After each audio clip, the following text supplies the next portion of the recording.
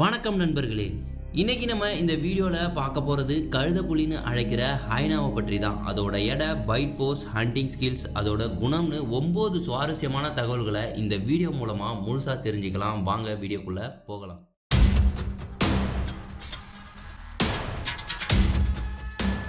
First நம்ம பார்க்க போறது பேசிக்ஸ். ஹைனா பொதுவா இந்தியா, ஆப்பிரிக்கா, மத்திய கிழக்கு நாடு மற்றும் பாகிஸ்தான் உட்பட பல நாட்டுல வாழ்ந்துட்டு வருது. 40லிருந்து 86 கிலோ எடையையும், 70லிருந்து 92 சென்டிமீட்டர் ஷோல்டர் சைஸையும், 95லிருந்து 166 சென்டிமீட்டர் நீளமும் கொண்டது. அதோட பைட் ஃபோர்ஸை பார்த்தோம்னா 1100 PSI வரை இருக்கும். இது சிங்கத்தை காட்டிலும் ஹைனாவோட பைட் ஃபோர்ஸ் ரொம்பவே அதிகம். ரெண்டாவதா பார்க்க போறது அதோட சேரட்டிஸ். ஹைனா பொதுவா கத்தாது, சிரிக்கும்னு எல்லாரும் சொல்லி நாம கேள்விப்பட்டிருப்போம். ஆனா எல்லா ஹைனாக்களுமே இதை பண்ணுமான்னு கேட்டா அதுதான் கிடையாது. ஸ்பாட்டட் ஹைனா மட்டும்தான் இந்த மாதிரி சிரிக்கிற சத்தத்தை எழுப்பும். இது உற்சாகம் அடையும் போதும், மற்ற சக்தி வாய்ந்த ஹைனா கிட்ட சரணடையும் போதும், தன்னோட குட்டிகளை கூப்பிடும் போதும் இந்த மாதிரியான சத்தத்தை எழுப்பும். மூணாவதா பார்க்க போறது அதோட தனி குடும்பம். நாய்களை மாதிரியே ஃபாக்ஸ் ஃபேஸ் ஷேப் கொண்டிருக்கும் ஹைனாஸ் கூர்மையான பற்களுடனும் பார்க்கறதுக்கே பெரிய வகை நாய் போலவே இருக்கும். தோற்றத்துல என்னதான் நாய்கள் போல இருந்தாலும் இது பூனையோ இல்ல மூங்குஸ் குடும்பத்தையோ சேர்ந்தது கிடையாது. ஹைனா தனித்துவமான விலங்கு, எப்பவுமே குடும்பமாவே தான் வாழும். ஹைனாவோட குடும்ப பேர் ஹைனைட். நாலாவதா நம்ம பார்க்க போறது ஸ்ட்ரைபட் அண்ட் ஸ்பாட்டட் ஹைனாஸ்.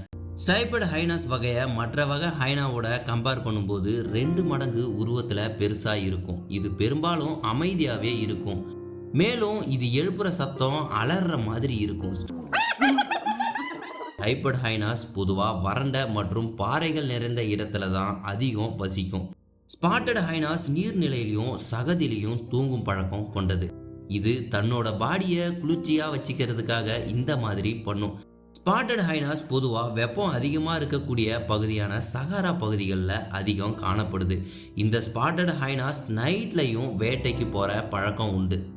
அஞ்சாவதா பார்க்க போறது சிங்கத்தோட சண்டையிடும் ஹைனாஸ்.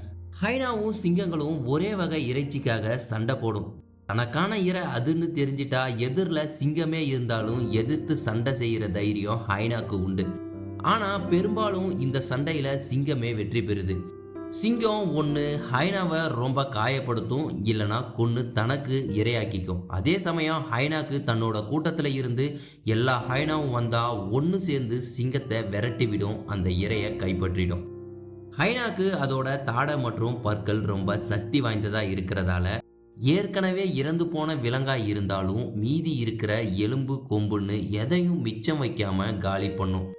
ஹைனா அனைத்துண்ணி வகை விலங்குங்கிறதால பயிர், பழம்னு விளை நிலங்கள்ல இருக்கிற எல்லா உணவுகளையும் உண்ணக்கூடியது. ஆறாவதா நம்ம பார்க்க போறது வினோத உறுப்பு கொண்ட ஹைனாஸ்.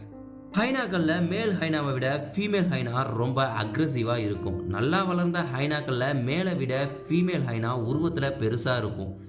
ஸ்பாட்டட் ஹைனா வகையில் ஃபீமேலுக்கு பெசிடோபைசஸ் இருக்குமா. இது ஏறத்தாழ ஆணுறுப்பு போன்ற வடிவம் செயல்திறனை கொண்டது. இதை பெனிலே கிளிட்டோரிஸ்னு அழைக்கிறாங்க. இது மேட்டிங் ப்ராசஸ், சிறுநீர் கழித்தல், குட்டி போடுறது போன்ற விஷயத்துக்கு உதவுது. சில நேரத்தில் குட்டி போடுற சமயத்தில் இறந்தும் போகுது. ஏழாவதா நம்ம பார்க்க போகிறது இறை முதல் உறவு வரை பெண் ஹைனாக்களே தேர்வு செய்யும். மேல் ஹைனாவோட கம்பேர் பண்ணும்போது ஃபீமேல் ஹைனா தான் உருவத்திலையும் பலத்திலையும் பெருசு. ஃபீமேல் ஹைனா ரொம்ப அக்ரெசிவாக இருக்கிறதால இறை மாட்டும் போது முதல்ல ஃபீமேல் ஹைனா தான் இறையை சாப்பிடும். பிறகு குட்டிகள் சாப்பிடும். கடைசியாக தான் மேல் ஹைனா இறையை சாப்பிடும். அதே போல் ஆண் குட்டிகள் நல்லா வளர்ந்துடுச்சுன்னா தன்னோட கூட்டத்தில் இருந்து ஃபீமேல் ஹைனாவால் விரட்டி விடப்படும். இனப்பெருக்கத்துக்கு கூட மேல் ஹைனா துணையே ஃபீமேல் ஹைனா தான் சூஸ் பண்ணும். காட்டு விலங்குகளில் புத்திசாலியாக இருக்கிறது குரங்குங்க தான். குரங்கு போலவே ஹைனாக்களும் ரொம்ப சாமர்த்தியசாலி. ஒரு வகையில ஹைனா சிக்கலான சமூக கட்டமைப்புல தனக்கான விதிமுறைகளோட வாழுது. உணவு மற்றும் உடலுறவுன்னு வரும்போது அது கவன சிதறல் மற்றும் ஏமாற்றும் யுக்தியை சரியா பயன்படுத்துது. அடுத்து எட்டாவதா நம்ம பார்க்க போறது புத்திசாலியான வேட்டை மிருகம். ஹைனாவை பற்றி நிறைய பொதுவான கருத்துக்கள் உலகளவுல நம்பப்படுது. அது என்னன்னா குழந்தைகளை தின்னும், கல்லறைகளில் இருக்கிற உடல்களை திருடுன்னு நிறைய கருத்து நிலவினாலும் அதிகபட்சம் பிற வேட்டையாடுற விலங்குகிட்டம் இருந்து தான் இறைய திருடும் வழக்கத்தை மட்டுமே ஹைனா கொண்டு இருக்கு. ஹைனானாலே உணவை திருடி தான் உண்ணும்னு எண்ணம் பரவலாக காணப்படுது. ஆனால் ஹைனா தனித்துவமாக வேட்டையாடும் குணம் கொண்டது.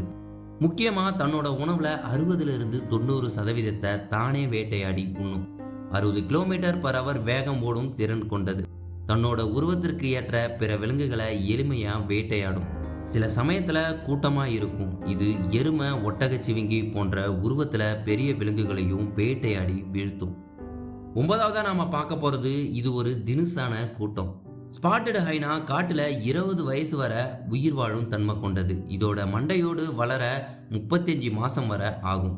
இந்த உலகில் நீண்ட ஆயுள் வாழ்ந்த ஹைனாவோட வயது 41.